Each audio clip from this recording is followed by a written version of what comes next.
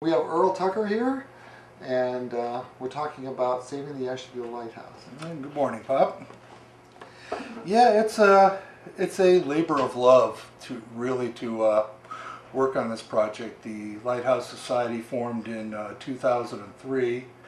Can you give us a little background on the lighthouse, like historically first, and then Sure. kind of go up to the present? Well, it was built in 1836. Wow. The first lighthouse was built on the west side pier, where the coal docks are now. The second generation lighthouse then moved to the other side when they extended the river basin, and then it was moved up to the breakwall. And if you go out to the breakwall, there's a big square space that you can see where it originally sat. And then the Army Corps of Engineers came in and picked the whole thing up and moved it out to its present location. So it was, like I said, first manned in 1836 by a fellow by the name of Samuel Minninger.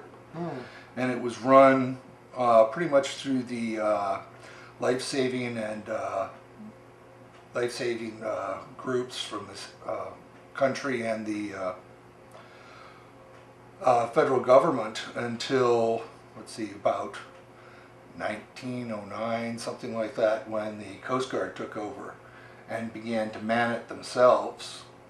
And it was a manned station until 1974, when the Coast Guard made it an automated station and took out the very large Fresnel light that was used as a beacon and made it an automated beacon. So it kind of wasn't used for too much after that. No, it's been a continuous navigation aid. Since that point, it's got a weather station out on there that the Coast Guard still maintains. Okay. That's solar powered. The Lighthouse Society was able to get possession of the lighthouse about 6 years ago through the General Services Administration, and we've been working, as I said, since 2003 to try and get it and then restore it back to what it was in the 1940s, 1950s. So the society was formed in 2003. Right. And you saw a need to do something about the lighthouse. And then it took 6 years. Did you have to? Well, you didn't have to pay for it though. I believe there was a nominal exchange of $1 or something like that. I forget. So you didn't need 6 years worth of fundraising for that. No. All of our fundraising has been to go out and try and maintain and restore things. And there is a load of work, despite what the Coast Guard did to dismantle it in the 70s. They took out all the asbestos-related materials and everything, so fortunately we don't have that to have to worry about. But we still have to rebuild the interior walls. They're pretty bad? No, actually the structure itself is very sound. The concrete base that it's on is chipped and worn away. Mother Nature does worlds of good on that. Yes, the waves and all? Waves and the ice. Yeah, the ice, yeah. But we've restored all the railings around it. That was one of the first tasks. Then we had to raise money and get a grant to build a floating dock, which has to be taken out and brought back in every season because we can't leave it out there. Along with the dock came a staircase up the side, because otherwise the only access we had was 2 ladders built into the concrete casing to go up through hatches, and our membership is not quite able to handle all of that. We're an older group. How many are in the group? We've got approximately 100 to 150 members right now. Wow. Active members, probably 20. Most of our members are people who are from out of town or from other lighthouse groups that are interested in lighthouses, and there's a very big organization of lighthouse enthusiasts in this country. Yeah, there's a lot of books and calendars and things about lighthouses. Right. There's several magazines for the enthusiasts. Lots of history available on the internet through the Coast Guard, their archives, some of the various federal lighthouse legislation and stuff that was all done, and their archives that you can look up stuff, and it's pretty interesting. And Ashtabula is probably one of the nicer ones, if we could get it fixed up properly, to use. And the eventual goal is to use it as an educational center. Oh yeah. For the people, to bring them out and actually let them see what it was like to live in the lighthouse when it was in its manned state. So somebody did live there. Yes. For the longest time, the lighthouse keepers were lived in the what's now the Ashtabula Maritime and Transportation Museum. Yes. Up at the top of the hill. Right. And then when the Coast Guard took over, of course, they rotated crews in and out every couple of days, and everything was done by boat. Now, when was this? What time period would this be? Well, that would be from the early 1900s until '74, when they stopped manning the station. It was, I guess you could say it was considered a hardship post, because you could order whatever you wanted and they would bring it out. So the gentlemen ate very well. Oh, yeah. Couldn't get much exercise in that thing, no, unless you just down those ladders. Well, you've got the ladders, and of course you've got the catwalk on the outside. Right. You could go swimming. Yes, you could go swimming. It's not the nicest place to go swimming. It's very interesting. We've had several of the former lightkeepers who have been members of our organization, and as they're slowly passing on, we're being hard pressed more and more to be able to have historically accurate representations of what life was like. Do you have any of them on video or audio? I believe Bob Frisbee at the Maritime Museum has some video that we took of several of the lightkeepers telling stories at a lighthouse festival that was done maybe 6-7 years ago. Is he a member? Yes, Bob is a member. I would think so. He's our past historian. We actually split his job into two people. I deal with all the older stuff, and then a fellow by the name of Mike Adley from the Yacht Club, he does all the modern stuff and does a lot of our photography. Oh, okay. Bob Frisbee, he's a wealth of knowledge there about the Ashtabula Harbor. He's my go-to person when I want to find something out. I bet. Continually sending me things via email of different historical natures and stuff about the Great Lakes and life in general, all over the world. Yeah, he sent me some information. He gave me the tip that the railway thing in Jefferson was closing down. Right. That was a very very sad loss to the area, as far as we have a county museum council now that Bob's part of, and of course we got the news right away through that, because the railroad was part of that organization, and it's a very sad blow to tourism here in the county. Yeah. Yeah, they asked that they take down all the pamphlets everywhere. Right. And there again, it was a thing that most volunteer organizations run into, is a lack of money, a lack of volunteers, and in their case, they've got equipment that hasn't been reproduced since the early 1900s, and it takes an awful lot of maintenance to keep those things up and make them safe. It was a wonderful thing, though. We took my grandson, and then we took my oldest grandson, then we took him with the two younger grandkids. At the time, they were barely 2, and they were on the first train. I didn't, they're used to the little toy trains, and I didn't know if they would even get the relationship between a little toy train and being on a real train. And little Marcus, he's sitting there and he says, "We're on a train." He got it. They're wonderful things to enjoy. My first train ride was the Arcade in Attica in New York. When I grew up, I was living in Buffalo. And since then I've ridden 3 or 4 of them around here on the east side of the country, but they're beautiful. My mother took me on a train before they were closing up the stations here in Conahan, just so that I would have been on one. And I was amazed that you could, you talk about progress, where you could go to Cleveland from Conahan in 45 minutes on a train. And try doing that today. Depending on traffic. You know how many speeding tickets you get. Right. Okay, well, we're talking the lighthouse. It sounds like you're trying to kind of create that as a museum. Yeah, it's a museum, learning center. Eventually, we'd like to have a video area down in the basement where we could show videotapes of that we've got of the what life was like, or things about the Great Lakes and the shipping industry. And the upstairs, of course, we'd like to have everything finished off with, you know, as authentic as we can make it as far as decor and things like that. Just several members of the society have got a wealth of artifacts, and we've gathered quite a few for the society that have been donated to us. How big is it?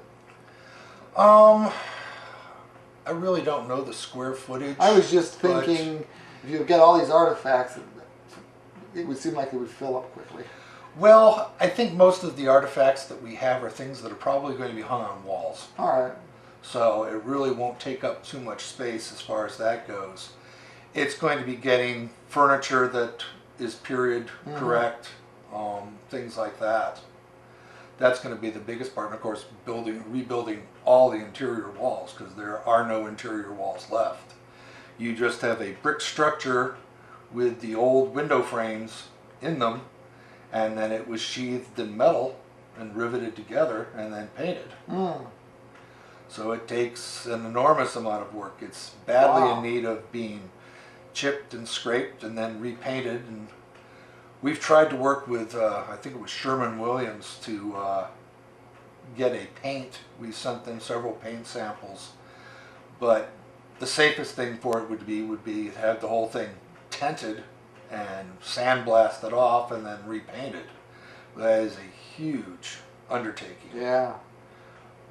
And of course, we have no idea what the problems might be with lead-based paints and things like that. So we don't want to see it just stripped off and dumped in the lake. No. Yeah, that disposal cost could be. Right.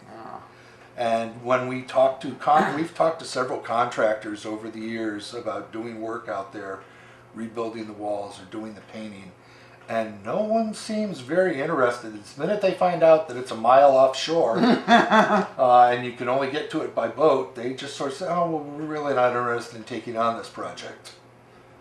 So it's very hard to try and find somebody to do it. What have you? I know that you, after 6 years, you were able to obtain the lighthouse. What have you been doing as far as work on it since? Mainly cleaning out the interior. I mean, there was a wealth of junk inside of it. There had been some problems with vandalism, even though it was kept padlocked by the Coast Guard. And you have to let people swim out there? Or? Yeah, occasionally we find people out there. I myself, as a youth in the 70s, got chased back by the Coast Guard for walking the break wall all the way out there. Very popular pastime in my youth. Nowadays I wouldn't try it, but we do have a lot of issues with people out there. Occasionally they'll pull up with their boats. We have signs, no trespassing signs, but that doesn't stop people. Yeah. They can, where there's a will, there's a way. Even with the stairway up, and so because we have it on a pulley system that you can raise it up so it doesn't sit on top of the dock. Yeah. We've had our stairway and dock washed away 3 times already since we've had it. We found one portion of the stairway all the way down the break wall by the old site. Wow. It had floated that far away during one of the storms when it had been torn off. So that would be a continuing problem. Yeah, it is. And with the lack of volunteers that we have to work and who can do a lot of the things that need doing, it's even harder. Seems like it'd be a lot of physical. There is. When we had hired a firm to come out and do the concrete splining to fix all the little divots and patches in the decking and stuff. And the first thing we had to do was we had to haul several pallets of powdered concrete out there. Yeah. And it was all done by manpower. We didn't have an electric hoist. We didn't have the dock. So you have 5 people trying to hold the boat off the rocks in the lighthouse, and another bunch with a block and tackle pulling it and trying to lift it up over the railings. Yeah. It was quite the I bet. it was quite the production. I know I was handling the guide rope, and I almost got pulled into the lake a couple of times. It's not like backing your dump truck up or anything. No, that would have been much easier if we could have done that. Do we have the picture? Let's get a picture at least of the. Okay, That's an overhead shot. You can see the floating dock there on the right-hand side, and it shows. That picture shows a little bit of the the paint details that are needed. But every single one of those windows has steel shutters that have to be or have been rebuilt over the years to close over top of the windows, because otherwise Mother Nature would destroy them very, very quickly. Yeah. There is a story back in the, I forget the year, but there was a very bad storm, and the lightkeepers were actually encased in about 30 inches of ice inside the lighthouse. Wow. And they had to come out by boat and chip a tunnel through the ice to be able to get them in and out. So you can see it's a very big, undertaking. Yeah. It's a nice looking structure though. It is, and from a distance, I mean, it looks like it's wonderfully painted. Yeah. I mean, it holds up very well. When you get up close, that's when you start noticing all the deficits. I wonder, as far as structures in the county, how... Where it compares? Yes. Well, 1836 having been the first structure, it's pretty darn old. Yeah. As I said, the current building itself is, nowhere near that age. They've had several instances of them either collapsing due to weather or one time, I think it was the steamer Glen Eagles or something like that, that actually hit the lighthouse and knocked it off its foundation a little bit. Whoops. The gentlemen who were on duty during the ferry sinking in the harbor. Oh, in the 50s? They had a prime view of everything that happened because it happened right in front of the lighthouse. So. Now it had electricity? Yes. There is a underwater cable that runs from somewhere over by the Aqua American water plant and comes out to the break wall and then runs along the break wall to the inside of the lighthouse. We disconnected it when we first took possession of the lighthouse because it wasn't safe and there was a break in the line somewhere. Oh. And it will cost many $1,000s to try and tap that line all the way along to find out where the break is. I bet. Fix it and then reconnect it again to be able to have power. Right now we use power via generators. We had purchased one small generator and had another small one donated, and then I forget the name of the company, but they donated a very large power generator that when it operates in the basement, unless you go to the second floor of the lighthouse, you can't hear yourself talk. It's very loud, but it provides plenty of power. Well, that's good. Yeah, we have a generator here because we have cable TV stuff upstairs. So the other day we had it and the power goes off for 2 seconds, all of a sudden you hear that the generator outside. So. Yeah, they're fun. So all this requires money. So how do you fund all of this? Well, we only do one big fundraising activity, and that is our fish fry that we hold every July down at Lakeshore Park. That's a one-day event, and we sell anywhere from 220 to 300 fish and shrimp dinners. We have a Chinese raffle of baskets. This year we had 24 different baskets available, not to mention some framed photographs and pictures, and several sets of tickets to various sporting events or places to go. And that's our biggest fundraiser. Then we try and do tours of the lighthouse when we can. In the past we have hired charter captains to do it, but of course that's a very expensive proposition, and it eats into our profits because we can't charge a whole heck of a lot to go out there. Right. But if we could do that on a consistent basis during the summers, we could probably bring in several $1,000s. The other thing that we do is we hold small raffles. We sell some merchandise that we have on our website, and we set up at things like the Beach Class Festival, Wine and Walleye, and we'll sell our wares there and try and get people to join the organization. But our most popular thing is the raffles that we run 2 or 3 times a year. The Geneva Lodge has been very, very generous with our organization and giving us a night stay and a breakfast. Oh, okay, yeah. And we combine that with a couple of Ashtabula Lighthouse wine glasses and a bottle of local wine and a couple of other doodads, and put them all in a basket, and then we auction those or raffle those off. Generally it's the old thing, $1 a piece or 6 for $5, and we raise somewhere between $400 and $500 every time we do it. But that doesn't build up real fast. No, I wouldn't think so. If we could run more of them, I'm sure we could probably do it, but there again, it's a matter of manpower and stuff. We need young, energetic bodies. Most of our members are my age or older, and so we're none too spry. So they're in their 20s or older. Is that? No, well, I wish. I wish. No, most of us are in our 50s and 60s. So you tell us what the website is. Okay, the website is the Ashtabula Light, and we're on Facebook. Okay. Let me see if I can find the website address here.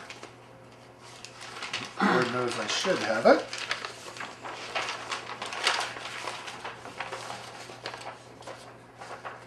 If you have any questions, 593-7181, we take calls. All right. Okay. Well, I don't actually have the website address, but I do have the emails for people that you can use to get a hold of us. Okay. Straightliner@windstream.net or lightkeeper@ashtabulalighthouse.com. I believe Ashtabula Lighthouse. I bet Ashtabula Lighthouse is the... I would imagine that's the website. And we are looking for someone to maintain the website also. That's all that stuff has to be done. Right. Listing things. The website has a list of some of the things that we sell. Our membership as far as officers, small history of the lighthouse, pictures of some of the work that's being done. I'm trying to... Yeah. It's there again, it's a work in progress. So if people did want to join, what do they? Well, we have just let us know via email or through our website or Facebook, and we'll send you a membership application. We have family memberships, we have individual memberships, in various grades. We'll send that out. A single membership, I believe, is $35 a year. Well, that's not too bad. Well, you're right. It isn't too bad. It entitles you to, come to any of our events, and such. Our big private event is a large Christmas party every year, which is a barrel of laughs. We do the old ornament stealing game, and it gets to be pretty much fun when you've got 40 people involved. It does sound it. That is, yes, it is AshtabulaLighthouse.com, and there's a link if you have any questions or want to contact Straightliner, STRAITLINER, liner at roadrunner.com. So if you just go to AshtabulaLighthouse.com, there's history and photos and merchandise and contact and links and stuff. So right. If you're interested in the lakefront and history and all, it's a wonderful thing, and if we could get it open, I think it would be a very great asset to the tourism. So that is pretty much your goal, is to get it fixed up and get it, people can see what an old-fashioned lighthouse looked like. Right. And how do you get people out there then? Well, we have to do it by boat, and as I said, hiring a charter captain is an expensive proposition, and we don't make much money off of it. This past winter we purchased a boat at a very discounted price, that's large enough to handle a dozen people at a time. Our problem is the boat did not come with a motor. So we are in search of a 90 to 120 power outboard motor that we can put on the boat. It has to be that large so that we can do things like maneuver the dock. Okay. We own a 20-foot out with an outboard, and it's nowhere near powerful enough. The wind catches the dock and the boat goes with the dock. Wow. So we need a very large, a larger vessel to be able to handle things. We're very fortunate that we have a group of local divers who come out and help us. They dive down to the bottom of the lake to get the mooring chains for us.